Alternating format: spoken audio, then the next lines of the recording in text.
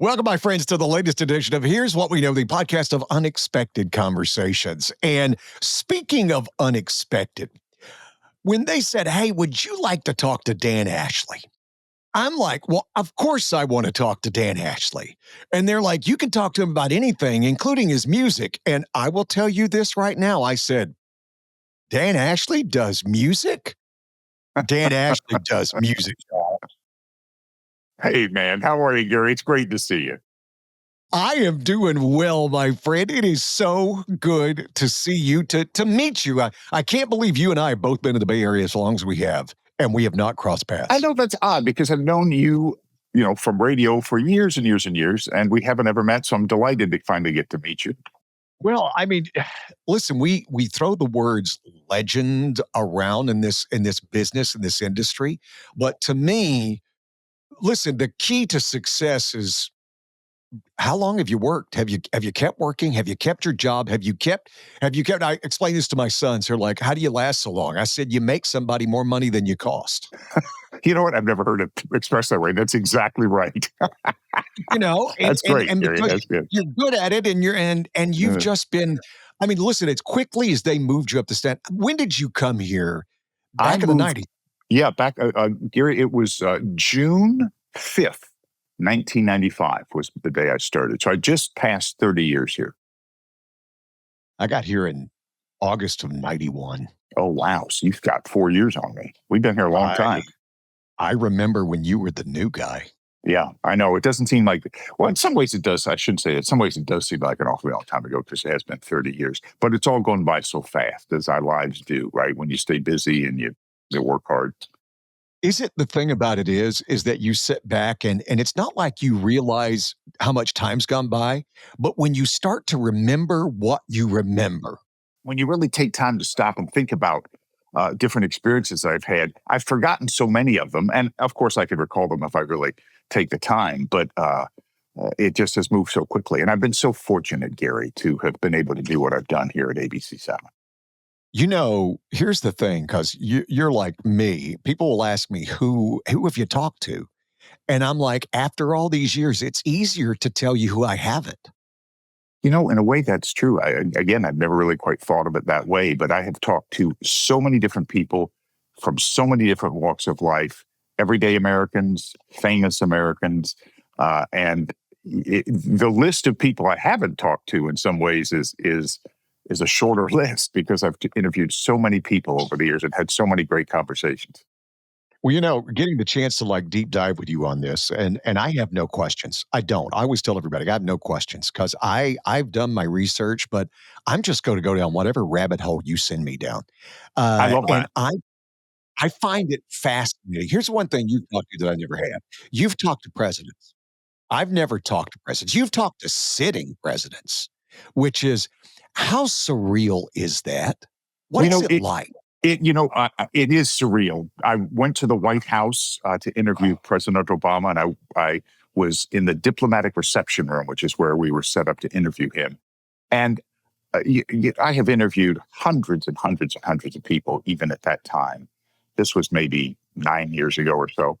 And uh, I was well prepared. I'd done my research, but I was a little nervous. Here comes the president.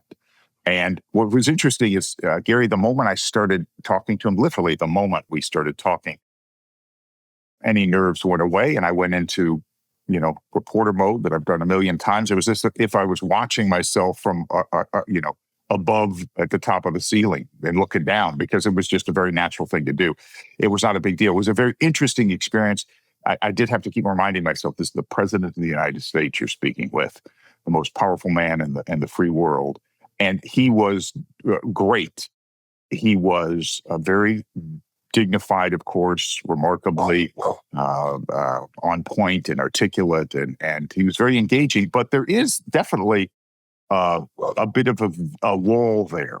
He's on the other side of the wall. I'm the president. There's a formality about him, at least in that setting. When I interviewed George Bush, he was much more casual. He was much more like you and I just chatting.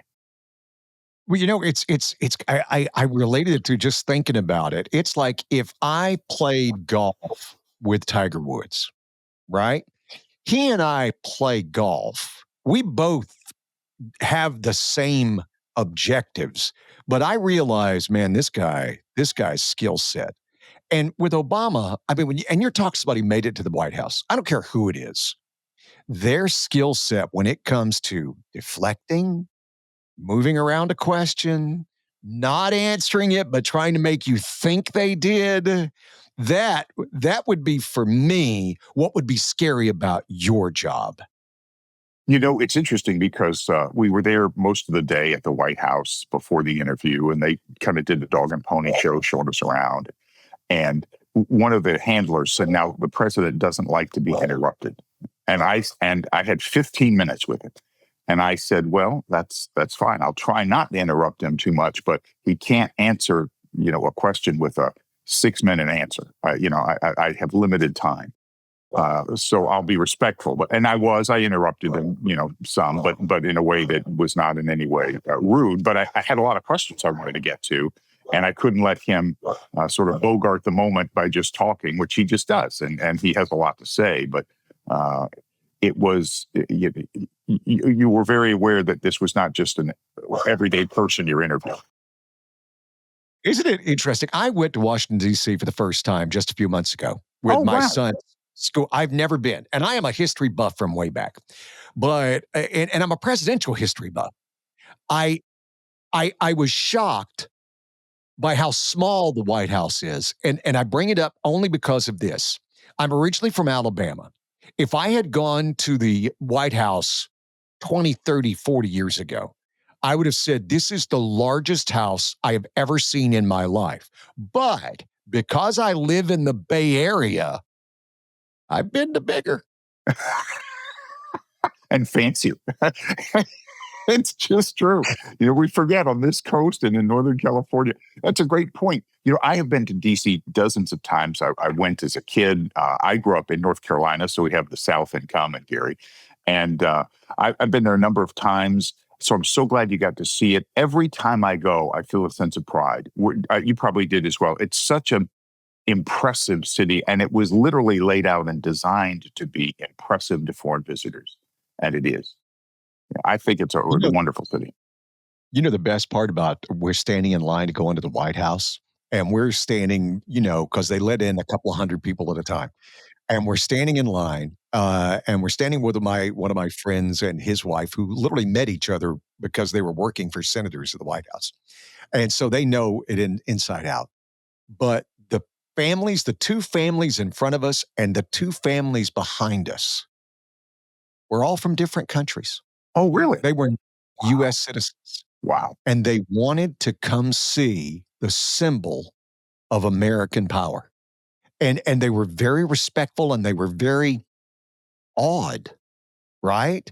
And it was this grand experiment of a country, because we all tend to look at our flaws. We look in a mirror and see our flaws. And we don't see all the things at it. But people who are from outside, I was fascinated.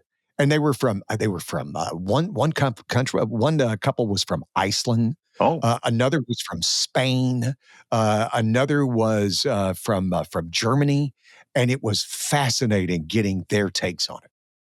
isn't that the truth? And I've noticed the same thing when I've been there. You see lots of visitors from other countries. And I think sometimes we are a little jaded here because this is what we grew up with. And it's easy to be critical, and we should be critical of our government and our country in a way that is designed to make it better, which is the healthy way to do that. But, people come from all over the world to have a better life here. And and they move here. People don't leave the United States to move other places en masse as they do coming here to go build a better life. The better life is here for so many people. And it is a symbol of freedom and democracy and opportunity and kind of a core kindness despite our flaws. And I think, you talk to anybody, get out of the cab and talk to a cab driver who's here from, Tunisia or wherever, and they all will tell you almost every time they came to this country for an opportunity. They love this country, and they'll tell me, I've heard dozens of people tell me this. You guys don't know what you have here. You take it for granted. Absolutely. So amazing. And here in the Bay Area, because we are such a melting pot in the Bay Area. Matter True. of fact, we are the epicenter of melting pots in the entire country. We have more cultures and nationalities represented en masse in the Bay Area than anybody else per capita.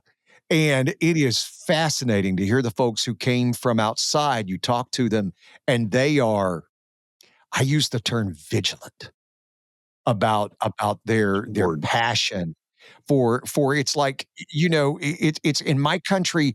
I love to hear you guys disagree. Where I'm from, you didn't get to disagree. It's And so if you true. said it out loud, you could disappear. So it's always fascinating to me that you guys are like, wow, you could say that out loud? Wow. It's that's so true, Gary. I've said this many times. We're so divided politically these days, and people are so worked up about it. Understandably, I guess, but we can't lose our sense of humor and also our sense of optimism in that process. But uh, look at no matter what side of the aisle you're on. If you look at the late night talk show hosts and they're making fun of our leaders, or Saturday Night Live poking fun at our leaders, every time I see that, regardless of what side you're on, maybe they're poking fun at somebody you like or admire. The bigger picture is be thankful we live in a country where we can do that, because it's healthy to do that, to humanize our leaders, to be able to speak truth to power. And you try doing that in other countries. Try doing that in Russia or China. I don't know that there are any late night talk shows making fun of their leaders. You just vanish. Very good, but there's no Tonight Show in Tehran. I'm just Yeah, and if gonna there is, throw they're that not out. making fun of the supreme leader. Yeah, it's got one episode if they do. It's one episode. And then Exactly. it's gone. So Chapel Hill, North Carolina. Yes, sir. The thing that you and I both have that we can lord over everyone is we understand what national championships feel like, because I'm from Alabama. That's so true. And the rivalries, college football and basketball back there, are in so many ways such a bigger deal than they are here. They're so central to the culture and sporting life there. I remember when I was a kid, Gary, if the Tar Heels were playing in an ACC tournament, basketball tournament, during school hours, they would put the game on the PA system. So we're sitting in class listening to the game. I will tell you, I was on the air at WTBF in Troy, Alabama. And you remember the old teletype machine, Oh, right? sure. You remember the bells would go off depending on how severe and important the newscast, the story coming over was. And it was like a Tuesday or Wednesday afternoon. I'm not sure his exact date, but I was doing the afternoon show. And I heard bing, bing, bing, bing. And four is like, okay, something big's going on. Bing, Oh, no bing, kidding. bing. And at this point, we're thinking, okay, something's wrong with the president. Bing, bing, bing. The nuclear bomb is falling. And by this time, all of us in the station, including the general manager, are rushing to the teletype. And nobody's gonna get in front of Asa Dudley, who was our general manager. He pulls off the thing and he looks at the paper and his face goes white and he hands it to me because I'm on the air. Bear Bryant had died. Oh, well, that's big. The In legendary Alabama, that's Alabama big. football coach. And it was the most bells I had ever heard on a teletype machine. And Wow. then I had to go on. I was 19, right? Because this was at college. I had to go on and share the news. I thought he would break news and stuff, but it was a learning experience. And he goes, go. And Wow. it was How wild cool that he having to lets you do that. I mean, that's the biggest story amazing. of the year in Alabama. It was, and having to learn. That's the thing. And that's the thing I love about uh, going from the South. And I don't know about you because I want to find out your background on that. But I worked at a lot of small little radio stations, and I'm so thankful for it because the stakes were not as high. And so I got to screw up. I got to blow up and die. which is I don't know if you can learn without blowing up and die. I tell my son, I've got a 15, 13-year-old, and I always tell him when it comes to sports, you're going to have those games where you get blown out. The truth of it is only the losing team is learning something. Winning It's, team's learning nothing. that's so true. You're absolutely right. And we always learn more from our setbacks and failures about ourselves, about how to improve. We absolutely do. And one of the things that I'm so grateful for, Gary, just like you, I used to rip the teletype and we had pegs to put local news, national news, sports, and weather on. That was one of my jobs. And keeping track, we just kept spitting stuff out endlessly. We wasted so much paper back then, but there was no other way. I worked at WCHL radio. And speaking of stories where you got thrown in the deep end, I remember covering Ronald Reagan in a presidential debate.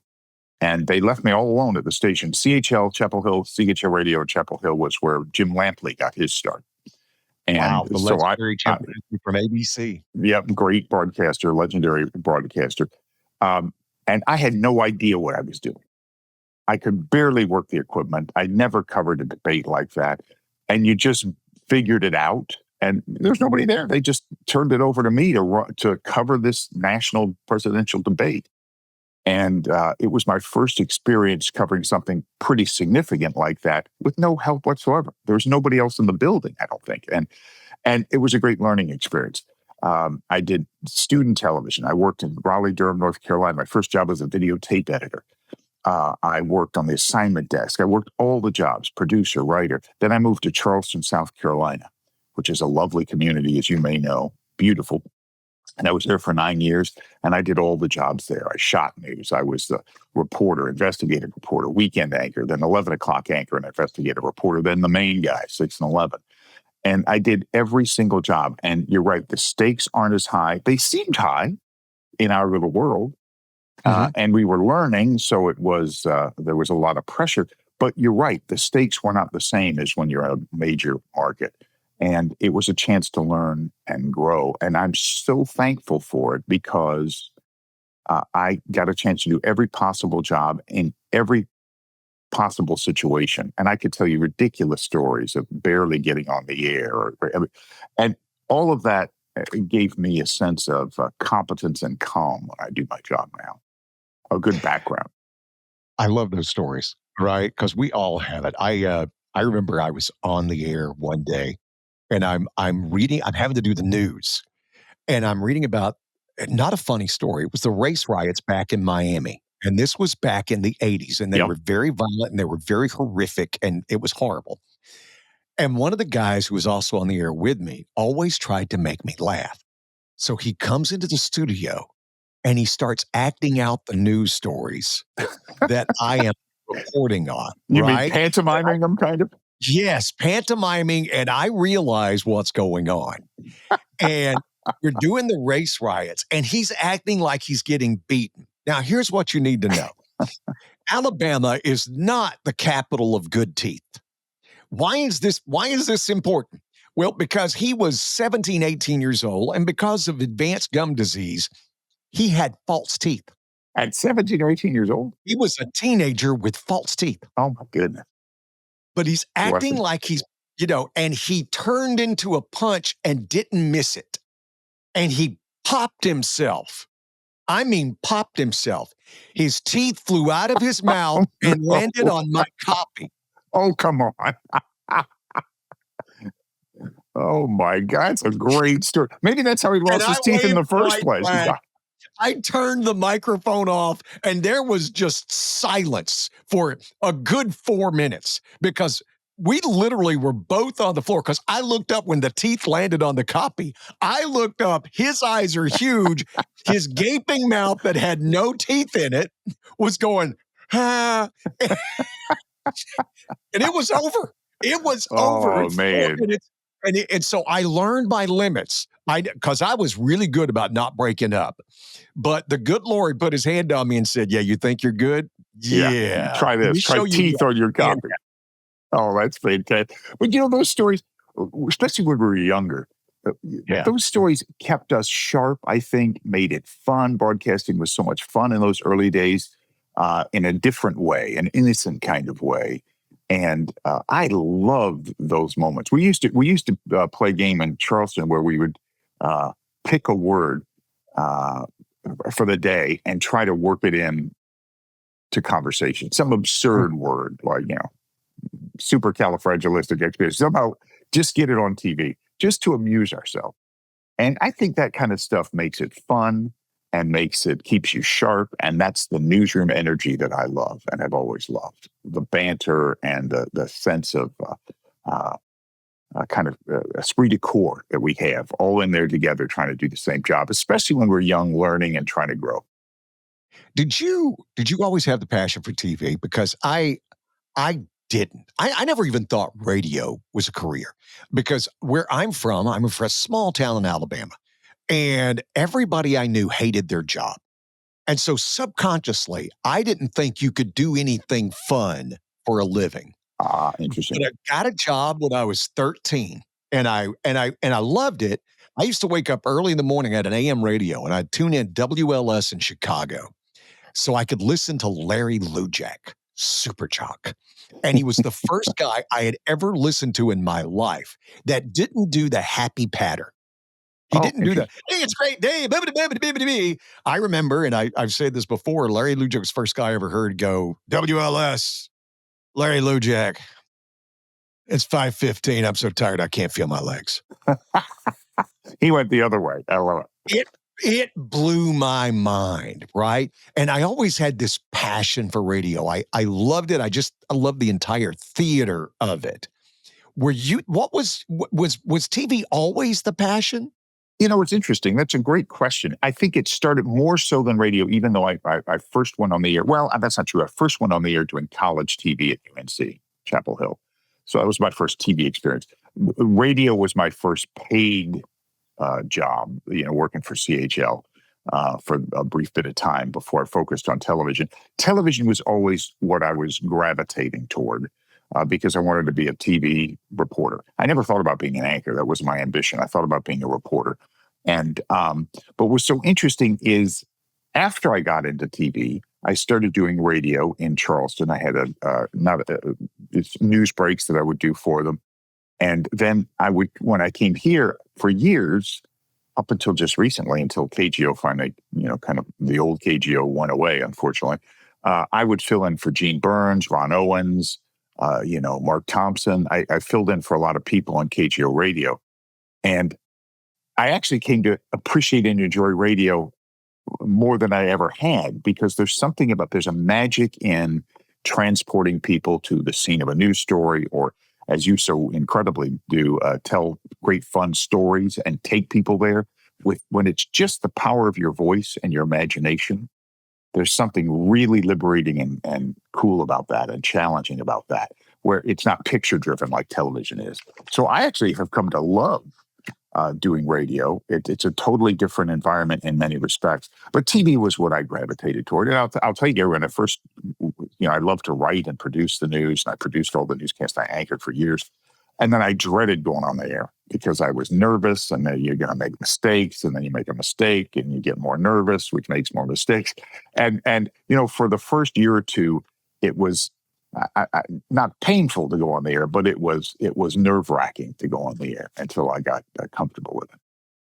Isn't that crazy? Because if somebody asked me to describe you, one of the words would be unflappable, because that's what I've always appreciated about what you do, is that nothing seems to throw you. Nothing seems to if something goes wrong, which it inevitably Yeah. will. That's my favorite Uh, thing to have happen, actually. I loved it. I love it when bits go wrong Me because too. that's where I can find the humor. Yeah. Uh, but the thing for me, TV, you know why everybody has their little radio jokes. You have the perfect face for radio, and I always just say, the less you see me, the better I look. Uh, but TV, you know what I didn't like about TV? You guys work so hard. There's so much into it that you have to work and do, and the video and the writing and the this and the that. And it was like, as my family likes to say about me, I got a whole lot of quit in me. just a whole lot. Oh, I don't believe that. And then when you step back and look about, I would watch the people going in, because I was at college and I'd watch the kids who would do the TV thing.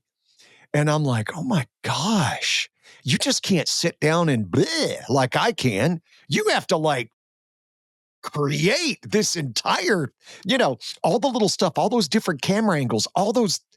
That's a lot of different work. 30 seconds of video may have taken you 45 minutes to 2 hours to get to the location and do. And oh my gosh. That's exactly right. That's part of the magic we think of what you do, because you're liberated from all of those you don't have to worry about what we call the chyron, the words on the screen, all that has to be entered and prepared, or how the video is going to be edited and the graphics that support it, all of that stuff that we have to work on. What we love about what you get to do, and one of the things that I appreciate about doing radio is you're free to just communicate without that stuff, and you don't have to plan it. But certainly TV news is a team sport. It takes a lot of people to put the news on the air. As the person that's out front, I get more credit than I deserve and more blame than I deserve, frankly, sometimes for stuff, although I certainly deserve plenty of blame. But it's a team sport. And in the early days, now it's something that I carry comfortably. But in the early days, one of the things that made you nervous about it, and thank you for saying I'm unflappable. Even when I was younger, I was pretty unflappable. I just felt it on the inside. On the outside, I didn't show it, but now I don't feel it. But one of the pressures is, Gary, when all these people, we've worked all day long to prepare these newscasts and labor over stories and language and what we're reporting, how we're reporting it. Is it fair? Is it accurate? And we can do all of this work. And if I go on and do a poor job, I make all of us look bad. And if I don't do my part of it, then I've let everybody down, because the television station, our newscast doesn't look as good as it should because I didn't do my job. That pressure I felt very keenly for a long time. And I still feel it, but it's not pressure anymore. It's just what I do, if that makes sense. The hours are crazy, right? I mean, God help the people who do morning TV. I did that briefly. I hated it.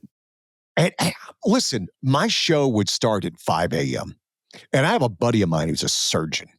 And he goes, when do you get to the station? And I said, well, probably about 4:45, 4:40. And he goes, really? He goes, what? And I'm like, listen, you've got surgery at 6. When do you show up?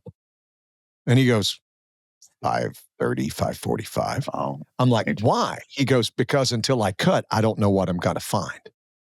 You can't prep. Till you cut, you don't know what you're going to find. Interesting. I said, I feel the same way. Till I get on the air, we're not going to know what we're going to know till we get onto it. And especially with the advent of computers and stuff and the internet, all the prep in the world is available to you. Sure. I always tell everybody that back in the old days, every Wednesday I'd get off the air and I'd go to the library in whatever city I was living in. Back in 1991, San Jose, I was at downtown of the library. And I would be there from 10:30 in the morning until they closed the doors at 6:30 or 6 o'clock. No kidding. Just doing research? Yeah, writing prep, going through the newspapers, all the little stuff that we take for granted now, right? But you had to find all your little stories. And it's the only time I ever felt like a TV person, because I would meet TV guys, and if they were doing the morning show, they'd be like, oh, I get there too. That's right. Are you crazy? Are you literally insane? Though, and you like doing the afternoon anchor. What time? 5 o'clock anchor, what time you getting there? I get there every day between 2:30 and 3 and work till midnight. So I'm on at 5, 6, and 11 and spend most of my day. I always compare my job to being a pilot. The most important thing a pilot does is prepare to fly the plane. If they prepare correctly, flying is sort of routine. The most important thing I do is read, write, edit copy, just be prepared so that when things go, if I've had time during a day, and I don't always have, sometimes the day is too busy with other distractions at work, but if I have time, I know more about the stories we're reporting than what we're reporting, because I've been able to do some research and read, and I read all the time, to be able to be unflappable when something happens. The key to that is to know something about that story that's not written down, to have some knowledge base. So most of my day is spent doing that. writing, editing, and reading. On the air is sort of Writing routine once you get there. writing is the hardest thing to me, right? Writing, I've started writing a little column on Substack, right? And I try to do it every week. And it's the hardest thing in the world. You folks who write, and I'm an English major too, just like you. Right. But I'm good at reading, writing, not so much. But that's the thing that I think people take for granted that they don't realize about me, and I'm sure they don't realize about you, is how much we read. Yeah, that's the key. You have to be, we know, as I like to say, I know there are a few things I know a lot about, but I know a little bit about a lot of things. And that's what we're supposed to do. You have to have kind of a broad education. You have to be curious. You have to wonder, why is it that way? And you have to want to learn about different things. But writing, I will say, I have a reputation for being a pretty dedicated writer, because I actually love writing, and it's really my favorite part of the job, believe it or not. Crafting uh, good copy and clear, concise writing. Good writing is a product of clear thinking. You have to know what you're going to say before you say it, and I love the challenge of trying to express and explain things to people through clear writing, so that they get it in one pass through. It's hard, but I enjoy it. I'll tell you my own little time where I felt like you wasn't because I was on TV, but I was doing in Albuquerque, I was doing 7 to midnight. And my wife at the time was the news person in the morning show.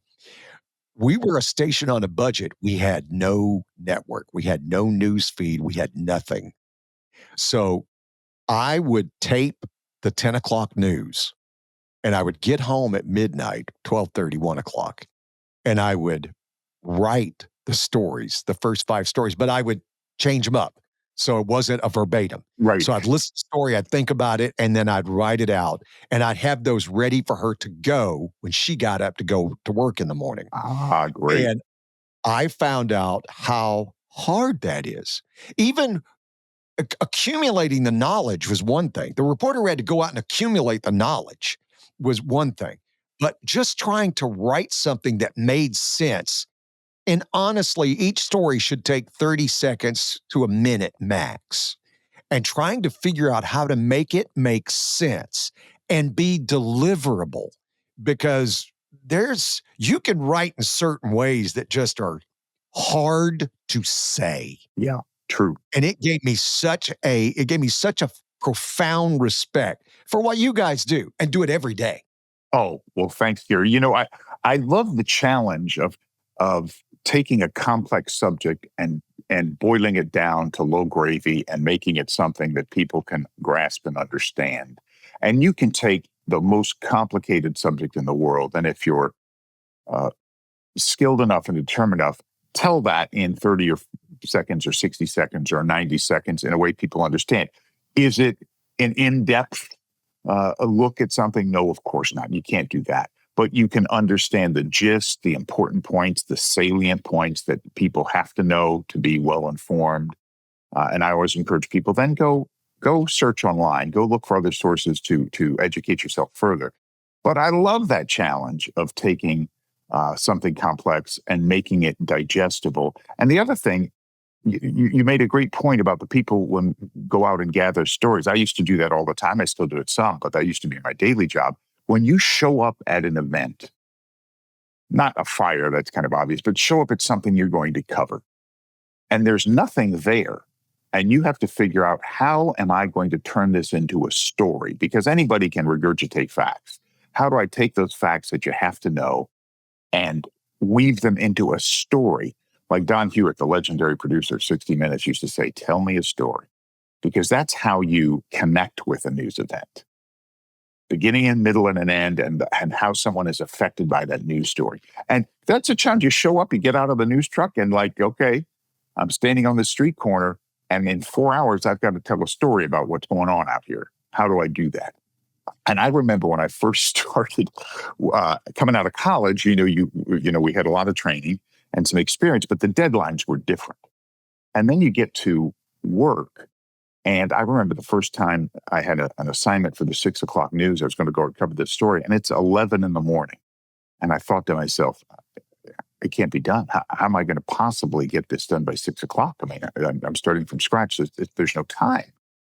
Well, because I was inexperienced, and that was a different deadline than college, where it's due 2 days from now.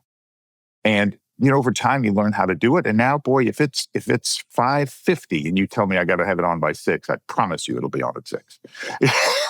Now 6 hours, 7 hours, that's all day. That might well be next Tuesday.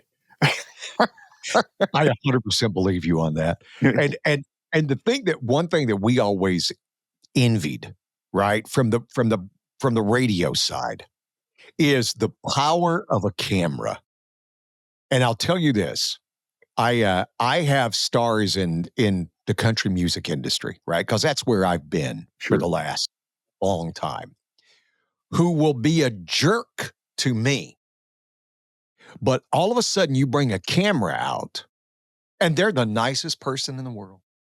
And they're and I sit back and I've had this conversation with people who've interviewed them for video, right? And they're like, "Oh, they're awesome." And then you go and talk to other radio people and they're like, "Man, that person's the biggest asshat who's ever walked the face of the earth." It is a different paradigm. I think that's true, and I think we have to be wary of that in television as well, because people act a certain way because it's television. But I will say that I resist that, but I'll look for that, because what that tells you is a lot about the character of that person. I'll tell you right now, Gary, I'll treat you like a prince because you're a radio host. If you were the busboy working at the restaurant, I'd treat you the exact same way. No different whatsoever.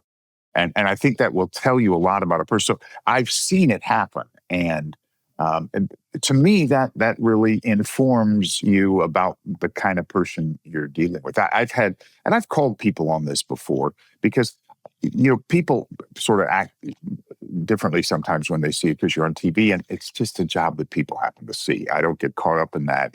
I'm not overly impressed with it.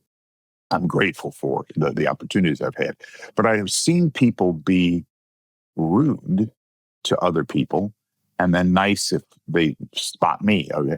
And I often call them that. And I've often had people not be particularly nice. I always start with nice and polite with everybody. I want to, you and I are Southern. That's just the way it is. But I've seen people not be particularly pleasant with me, short-tempered or surly or dismissive, until suddenly they recognize, or someone next to them will go, "Hey, that's the guy from," and suddenly their personality changes. And I call them on that. I go, "You weren't very nice to me before you knew I was on television." Because that's not that I'm trying to help them. I'm not trying to be nasty. It's like, treat everybody the same all the time. That's the way to do it. Sterling Oak Cabinetry has one goal: to build the cabinets of your dreams. They literally specialize in custom cabinetry. No cookie cutter, everything looks the same stuff that you find at the big box stores. Your kitchen is the centerpiece of your home, and your home is your biggest investment. They can work with you or your designer to build just what you want with the materials and finish that you want. And because they're a brand new company, they'll be getting busier and busier. But if you order right now, they'll get your order to you in 6 to 8 weeks. In the world of cabinetry, that's blindingly fast. Contact Rob Skovman at RSKOVMAND at yahoo.com, or go to sterlingoakcabinetry.com and get your dreams made reality tomorrow. It's got to be weird, especially because of people know you when they see you, right? I literally was in an event last night, and this lady brought her daughter up, and she goes, "We've listened to you ever since she was born." And I said, "Well, hi, how are you?" And she goes, "Oh my God, you sound like you." People are surprised. I'm like, "Well, thank you. That's awesome." But you guys carry a different weight, right? And I can tell you try to do the same thing I do. I try not to be anybody that I'm not, but I try to be who you hope I am. Right? Yeah. That you sit back and you look and you listen to me and you get a little bit more personal glimpse at me, because that's different than radio. So people are going to know a lot about my personal life. right? Because I talk about it and we share it and we stuff like that, where you don't get the opportunity to do that. But they still feel like they know you because they see you every day. You're in their living room every night. That's You got to know, be a weird juxtaposition. it is. And over the years, it's gotten much easier to, it was never hard, but I'm just so used to it, I don't think about it anymore. I'll tell you, if I can, Gary, I'll tell you two stories about that make the point you're making. Um, one is my wife, when she, people come up and say hello, and I'm, delight, how flattering. I have this job where people recognize. Same thing with you when they hear your voice and they know who you. We're so privileged to have a job that people say, "Hey, that's Nate. Great to see you." My wife, when she was a kid, she's an attorney now. My wife Angela, she was a big Dionne Warwick fan, and she was at some party in Las Vegas as a little girl, outdoor event that Wayne Newton, I guess, was there, and so was um, Dionne Warwick, and she was just a huge fan. And her mother said, "Well, go ask her for an autograph." And she got all the courage she could, and she trundled across the yard and walked up to her and said, "Miss Warwick, may I have your autograph?" And she looked down. She was in college. She looked down and said, "No," and looked back. And so she went crying back across the yard, embarrassed and feeling bad. And who would do that to a little 8-year-old girl? And as I told my wife, I said, when people come up and say hi, always pleasant, always delighted to see them. And even if I'm not, maybe it's a tough day or whatever, I would never let that show with anyone. And I said, think about what happened to you and how that made you feel. Now imagine if an adult, you would never do that to your child, but nor an adult. Imagine if some adult came up and said hi and was making a big deal about you being there and happy to see you, and I acted poorly. What a nasty thing to do. Now I've made them feel foolish for coming up to say hello to me. What a nasty thing to do. So that's why I would never do that. And the other funny story is you talk about people feeling like they know you. My wife and I just a few weeks ago saw George Clooney in A Good Night and Good Luck in New York. We were in New York and we saw this great play about Edward R. Murrow. And it's so funny because people come up to me all the time, I'm sure they do to you, and they feel like they know you because they've seen you on television. Obviously there's no comparison. George Clooney's a massive star, but when he came out, I mean, the first thing I thought is, gosh, any moment he's going to realize. I didn't literally think this, but I thought he's going to wave. I mean, I feel like I know him because he's so personable. I've seen him for years. I thought at any moment he might go, "Hey, good to see you," because I know him. Well, I don't know him, never met him, never seen him, but you feel you do. So I had a tiny hint of how people tend to react when they see you sometimes and feel like they know you, because I felt the same way. I thought we know each other. It's got to be a strange thing. And for you, here's the shocker to me. I didn't know that you were such an accomplished musician. I did not know that Oh, thank because you. I'm not out at night. My job is to wake up at butt ugly early in the morning and to be happy about it, right? So I don't get out a lot at night, and on the weekends I'm like you. I'm just like and I've got a 13 and a 15-year-old. Your Right. kids are grown Mine because are grown. you were on the normal timeline instead of homeboy like me. My son asked me, he goes, "Why did you wait so long to have kids?" I said, "Buddy, it took me that long to find your mother. I was always looking for her, Yeah. but it took me that long to find your mother." And when you're working Uh, weird hours, that's tough. Yeah. it is strange, but for you, when did you? Because it's the Dan Ashley Band. The links are here. Dan's website. The links are here. Go and listen to Small Town Live. I mean, all of it. You got to go check it out. And I'll play it a little bit here just Oh, at that's the end of nice this. of you, Gary. I'll clip it on. Well, I'm going to clip it on it so everybody can see the video because it's just very cool. But how long have you and if you're watching the video, you can see the sweet guitar. The difference between Dan's guitar and the guitar you see on my background is that I can't play this guitar. I Oh, don't you're so know how old. to play Well, guitar. this is I this. don't. Well, I love guitars. I'm not an accomplished guitarist. I play enough guitar to be dangerous, but I play some guitar. This one is actually signed by the Rolling Stones. Wow. That And one's signed by Miranda Lambert, and oh, that one's signed by I Tim lo- McGraw. I love those two. They're fantastic. Isn't that fun? To But the me, it's Rolling Stones Walmart. are a lot different. It's worldwide. I think you're nice to mention my new tune, Small Town Nights, which obviously is inspired by my upbringing. You could relate to it from Alabama. Uh, the the uh, the advantages, I think, in some ways, of those small town experiences that I had. I look back at that as a magical time in my life, but the song isn't really as nostalgic.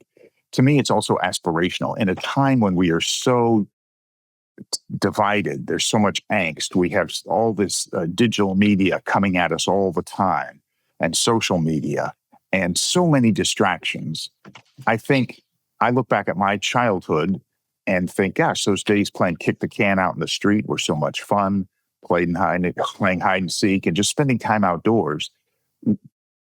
That has helped make me a happy person. And I think so often these days we don't have that.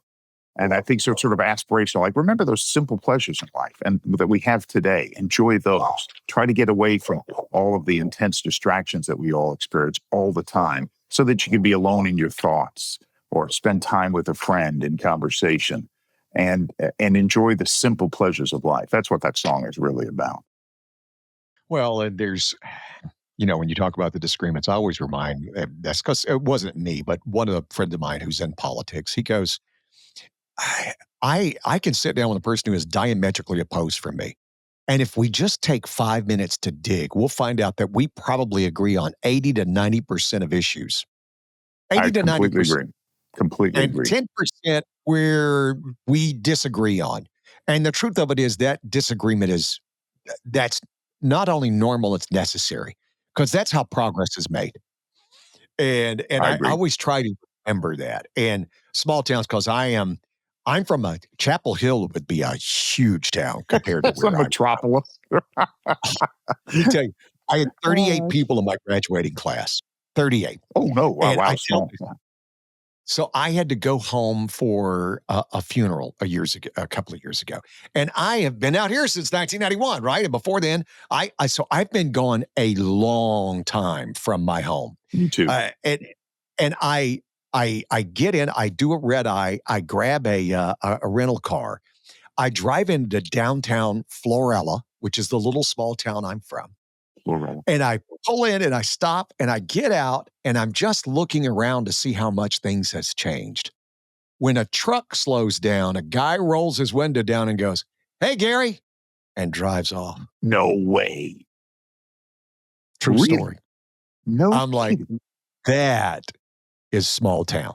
That's Even cool. though I had, and he didn't even go, "Hey, how you been?" It was just, "Hey, Gary." Like he saw you 2 Like weeks I ago. had Yeah, like I've been gone since, he hadn't seen me since breakfast on Tuesday. It was like, That's okay, fantastic. that's what it means to be there. And the funny thing is my kids we're getting ready to go back to my hometown.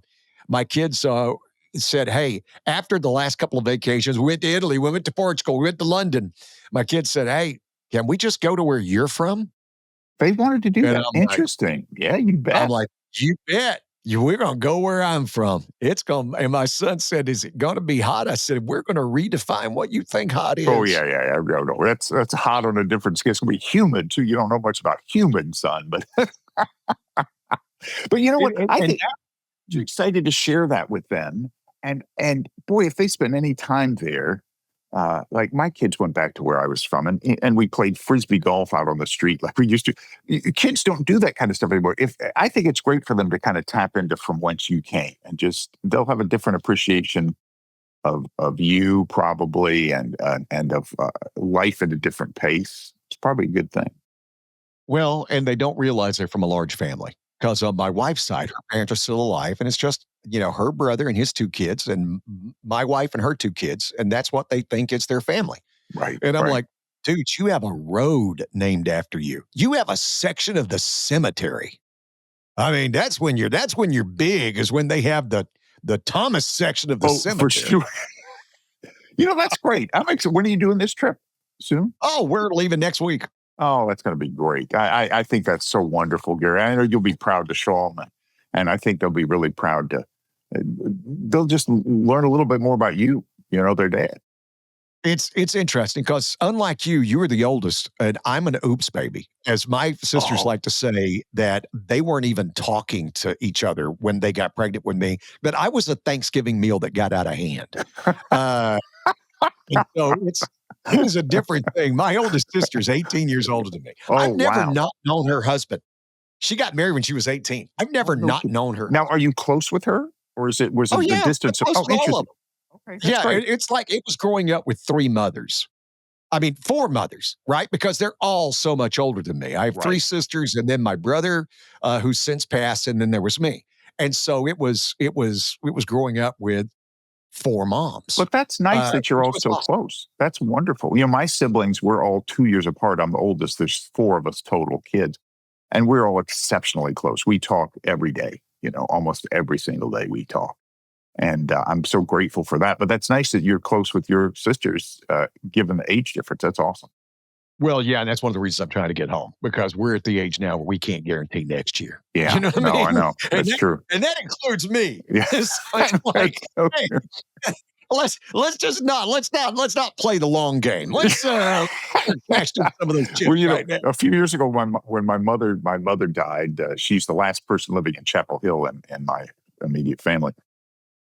And we moved some, we were all very close, of course, and moved some furniture out here that we wanted to keep. We got rid of a lot of stuff, but a few antiques. And I was helping my sister who lives in Walnut Creek. I have a brother in Indiana, another one in DC, Alexandria in Washington, DC. And I was moving this big piece of furniture, and my sister is 90 pounds soaking wet. And I'm wrestling with this thing up the stairs on a hand truck. And she said, "Do you want any help?" And I said, no, I got it. This thing would crush her if it fell on. I got it. And she said, "Be careful. Remember, we are in the heart attack years." so, so I went, "Oh, good point. We are at that age Hey, where it's no joke. We're playing for keeps." death is no longer an abstract Yeah, so true. situation, right? It's So true. go. Well, it's so much fun, especially with the music thing. I mean, is that always been a passion? And when did you get the courage to go, "Now I'm gonna jump out there and do this"? Because it takes a lot of courage. To You, jump up on stage in front of anybody and perform anything is a lot of courage. it does. I'll tell you, I've been around music my whole life. My sister is a music teacher. She's a violinist, played in the symphony, and pianist and church organist, and she's a very talented musician. I was around it my entire life. I sang in the junior choir when I was a kid, but had lessons in almost every instrument you can name, but was more interested in sports and other things at the time. And after my voice changed, I really didn't sing much. And about 15 years ago, maybe 20 now, Gary, I've been in public my entire adult life. I can Mhm. speak and just as you can in front of anybody. My heart rate doesn't go up. There could be a million people outside this door, and I could walk out and talk to them. It doesn't bother me. But 20 years ago, I wouldn't sing "Happy Birthday" to you in the corner of a room. I would mouth the words in church or at a sporting event, singing the national anthem. I just had a phobia kind of about that. I just felt very uncomfortable. So I took some singing lessons with no desire to perform in public or sing in public, but just to get over that fear. And kind of one thing led to another over the course of a couple of years where I got a little better and I ended up this band asked me to be their singer. And it wasn't because they saw some great talent. I don't think. I think they thought, "Maybe if we get this guy from TV, we can get some gigs." And so I started singing and training and taking lessons and working hard. And I just improved and discovered a real passion for it. I've always loved music, and now to be part of making it was fun. And so I did this amateur band for a number of years, and then now I have a professional band the last bunch of years. With my drummer toured with Santana, my percussionist toured with Pablo Cruz and others, and these are great musicians. And I've really grown as a singer and a songwriter. And to go from, I tell the story when I speak, to go from literally being afraid to just mouthing the words of the national anthem to a few years later singing the national anthem at a Warriors game on a Saturday night with 20,000 people is a big personal growth story. So I tell people, face your fears, find something that's challenging and tackle it. And now I sing the national anthem all over town at different events. So I've just discovered a joyful uh, thing in music, and I approach songwriting like I do my job, storytelling. And some of it is autobiographical, some of it is just things I observe. But many of my songs, if not most, are really about real things. So, are about issues or experiences or challenges or things to be grateful for. And so I write songs about things that I know or I'm familiar with or that I've seen. But it's great One fun. Now I love singing in public. I don't think about it at all. It's like I am when I go on the air. One of the things we do, and I think it's the coolest thing we do here at KRTY.com, is we do the Songwriters Series down at Clola Shantz. And every month we bring in some of Nashville's biggest songwriters. And they do a songwriter thing in the round. And they talk about how they figured it out, what they did, what was a creation, very funny stories. You work those weird hours. I'd love to invite you to one of these one time because I think you'd get a kick out of it. I would love to. I'll take the day off. And yeah, and to come down and just get a chance to meet some of these songwriters because I think you have that. The one thing I've never done is I've never written a song. Now I love the process of songwriting, and we had a show last night, and I was talking to Wendell Mobley, who's big songwriter, him and Lee Thomas Miller, and I'm like, there's certain things when it comes to songwriting that I have no idea outside of divine inspiration. Wichita Lineman. I need you more than want you, and I want you for all time. Magnificent. It's that. Yeah. And the beautiful thing about it, and Wendell goes, and the best part, if you know the rest of that song, he's talking about he's checking the line. If it snows, the line down south won't stand the strain. Right. I need you more than want you. And I mean, it's just, and you're like, how does anybody think that way? It's fascinating because when approaching my job telling stories around news events and around facts and figures is an instinct. Songwriting is a craft that has become a little more instinctive. I'm always working on being a better songwriter, but they sometimes I'm sitting on dozens of songs. And we're releasing some and some I'm working on. And I mean, dozens of songs. I just started another one last night. The idea is if you just think of yourself as an antenna, they sort of come to you. And you may go through a period of weeks when I'm not getting any great ideas. Now, suddenly, last couple of months, I've just had one idea after another. It's hard to manufacture that. You have to pay attention to what you see and be tuned into that and be open to creating as a result of that. But sometimes if you just let it happen, the songs kind of come to you, and then there's a craft to really work them right and make sure that they check all the boxes of a good song. But it's fascinating, and I've gotten better at it because I've become just more casual about it in a way. Not so much the writing of the song is still always hard, but the ideas that come to you come a little more easily. I'm going to ask you what I ask all the songwriters. What comes first, the melody or the lyric? For me, usually the lyric, but sometimes it's the melody. That's not absolute. And there have been a couple of times that a riff has come to me at the beginning that let me build a song around that riff, but generally it's a song title, or just an idea for a song. And then the lyrics start to come. And then you start to have to figure out in those first couple, all right, what kind of melody you do? Is this going to be a mid-tempo song, upbeat song, sad song, happy song? And then you have to kind of define how you're going to sing it and what the melody's going to be like. Yeah, one of the things they sit back and say, again, we've been doing this for so long, and I've had so many songwriters on this podcast, and I just find it fascinating. And they all sit back and go, dude, do you know how hard it is to write a fast song? Do you know how hard it is? It is a slow song, mid-tempo, all day, every day. Fast song? It's true. Actually, I haven't thought about it that way, but most of my songs, I've got some really pretty slow ones, some mid-tempos. I've got a couple of good fast ones.